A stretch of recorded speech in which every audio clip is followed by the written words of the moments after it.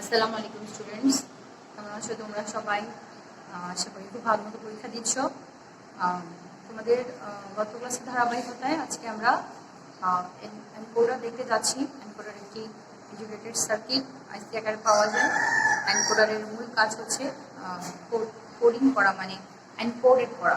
ঠিক আছে, এনকোডারের কাজ আমরা আরো করবো। আগে আমরা এনকোডারের মূল জিনিসটা বুঝি, বেসিক জিনিসটি বুঝলে কিন্তু এনকোডার বোঝা খুবই সহজ। তোমাদের বিভিন্ন অবজেক্টিভে যদি আসে সেটি হচ্ছে এনকোডার কি বা এনকোডারের সংজ্ঞাটা কি, সেটি আগে মনে রাখতে হবে, যেটি জ্ঞানমূলক আকারেও প্রশ্ন আসতে পারে। আমরা আগে এনকোডারের সংজ্ঞাটা দেখি। এনকোডার এমন একটি সার্কিট যেখানে 2 পাওয়ার n সংখ্যক ইনপুট দিলে আমরা n সংখ্যক আউটপুট পাই। এখানে n এর জায়গায় তুমি যে কোনো পজিটিভ সংখ্যা বসাতে পারো। 2 পাওয়ার n সংখ্যক ইনপুটের জন্য n সংখ্যক আউটপুট পাওয়া যায়, তাকে এনকোডার বলে। তাহলে এখানে n এর মান তুমি 1 বসালে সেটি আসছে 2। ইনপুট যদি দুটি হয় তাহলে আউটপুট হবে n, মানে একটি। n এর মান তুমি যদি 2 বসাও তাহলে 2 স্কয়ার ইকুয়াল টু 4। 4টি ইনপুট দিলে ইনপুট আসবে 2টি। তাহলে n এর মানের উপর ডিপেন্ড করে তোমার এনকোডারের ইনপুট আউটপুট হবে এবং সেভাবেই তোমার আনসারটা আসবে। এখানে আমি এনকোডারের একটি ব্লক ডায়াগ্রাম এঁকেছি। আজকে আমরা 4 to 2 লাইন এনকোডার দেখব। আমি প্রথমে কম ইনপুট দিয়ে শুরু করেছি যাতে তোমরা জিনিসটা ভালো মতো বুঝো। বেসিক জিনিসটা বুঝলে বড় ইনপুটের ক্ষেত্রেও কিন্তু কোনো সমস্যা হবে না। এখানে অনেকগুলো ব্যাপার আছে যেগুলো অ্যাকচুয়ালি মুখস্থের মতো রাখতে হবে, মানে বুঝতে গেলে তোমাকে জিনিসগুলো মুখস্থ রাখতে হবে।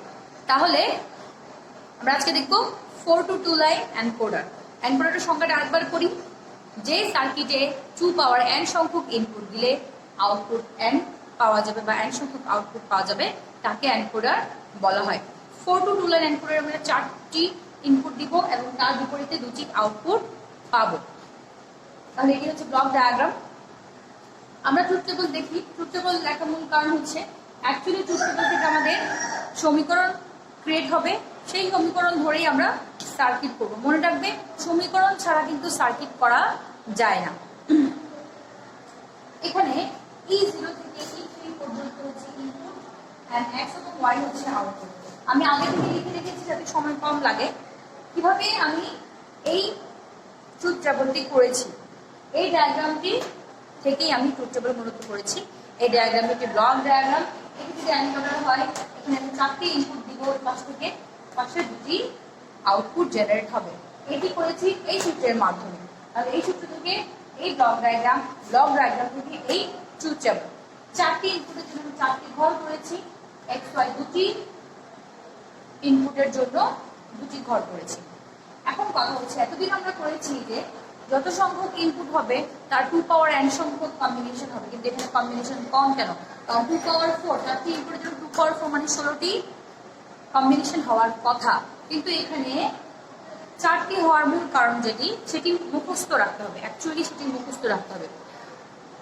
এনকোডারের ইনপুটের বেলায় এবং ডিকোডারের আউটপুটের বেলায় খেয়াল রাখবে। আমি আগে এনকোডার বলি। এনকোডারের ইনপুটের ক্ষেত্রে যেটি মনে রাখতে হবে সেটি হচ্ছে, যতটি ইনপুট হোক না কেন প্রতিবার ট্রায়ালে তুমি একটি মাত্র ইনপুটকে 1 দিতে পারবে।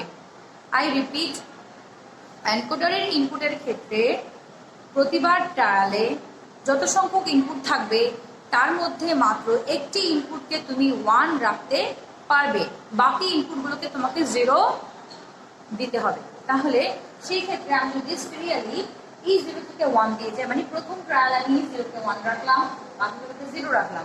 দ্বিতীয় ট্রায়ালে E1 কে 1 রাখলাম, বাকিগুলোকে 0 রাখলাম। এখানে ট্রায়াল বলতে বোঝাচ্ছে যখন আমি এনকোডারের আইসি দিয়ে প্র্যাকটিক্যালি, যে ট্রেনার বোর্ড থাকে, ট্রেনার বোর্ড আমি আইসি বসিয়ে আমি তারের মাধ্যমে আমি প্র্যাকটিক্যালটা করব, তখন আমি 4টি ইনপুট তারের মধ্যে একটির জন্য আমি 1 পাস করতে পারবো, বাকি 3টিকে আমাকে 0-তে রাখতে হবে। তাহলে সেভাবে তৃতীয়বার E2 কে 1 রাখলাম, চতুর্থবারে E3 কে 1 রাখলাম, বাকিগুলোকে আমি 0 পাঠালাম। তাহলে এক্ষেত্রে 4টি ট্রায়ালে 4 ধরনের রেজাল্ট আসবে। এখানে কিন্তু তেমন কোনো সূত্র নেই। এখানে মনে রাখার ব্যাপার, প্রত্যেকবারে যে কোনো একটি ইনপুট 1 হবে, এটা আমি লিখে দিচ্ছি। প্রত্যেকবারে পারে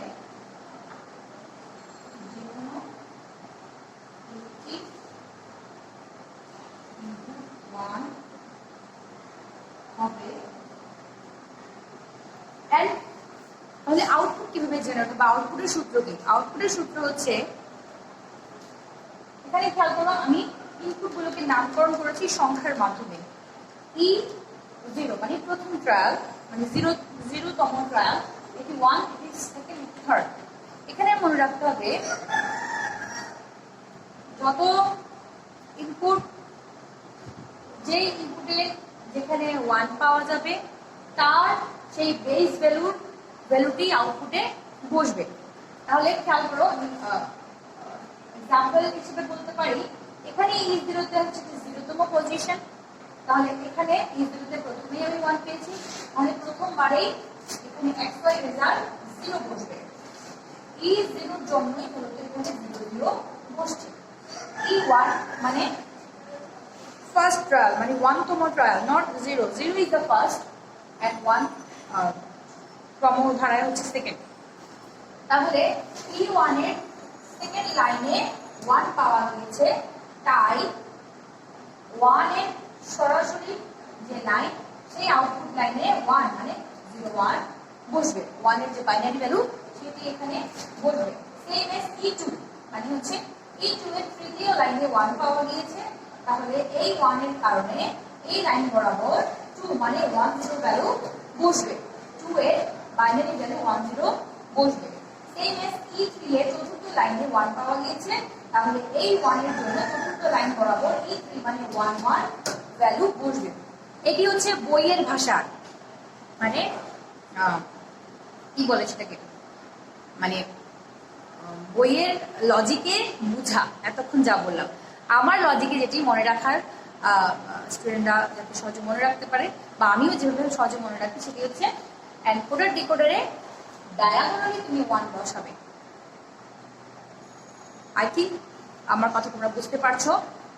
কর্ম, তাই না? আমরা যখন চতুর্ভুজ আঁকি বা সামান্তরিক আয়তক্ষেত্র আঁকি, আমরা একটা কর্ণ দেই, এটাকে বলা হয় ডায়াগোনালি। তাহলে ডায়াগোনালি তুমি 1 বসাবে এনকোডারের ইনপুটে এবং ডিকোডারের আউটপুটে।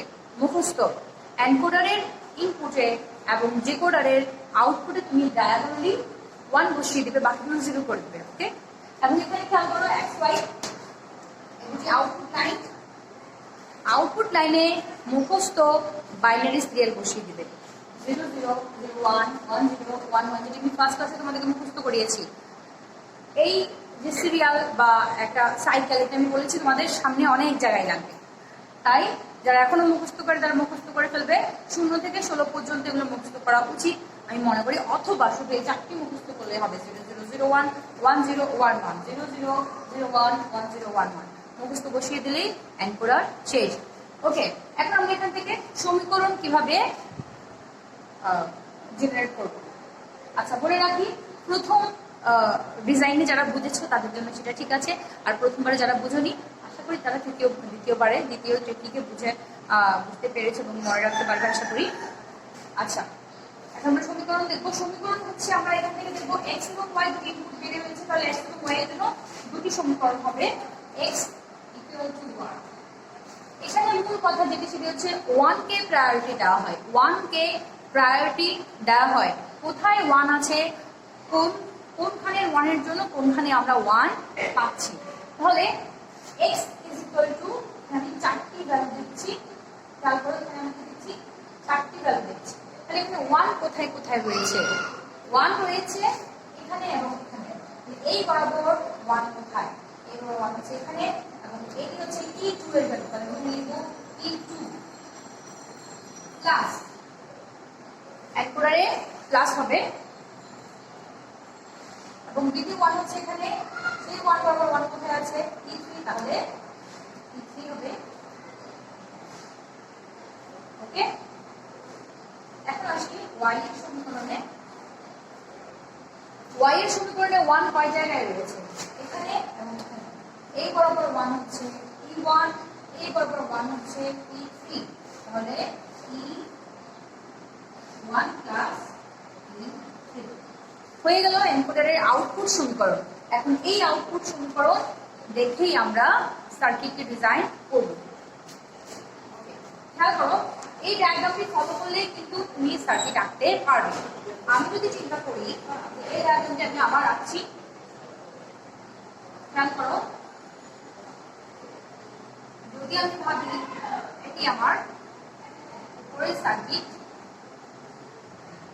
তাহলে আমি এখানে 4টি ইনপুট পাচ্ছি, E0, E1, E2, E3, এখানে হচ্ছে X আর হচ্ছে Y। ওকে, তাহলে আমার এখানে আছে কি প্লাস, প্লাস মানে কোন গেট, প্লাস মানে হচ্ছে অর গেট। তাহলে আমি ভাবতে পারি যে এটি একটি অর গেটের রেজাল্ট, এটি একটি অর গেটের রেজাল্ট। দেখো এই ডায়াগ্রামটা আমি এখানে আবার আঁকলাম, ডট ডট দিয়েছি কারণ পরে আমি মুছে দেব।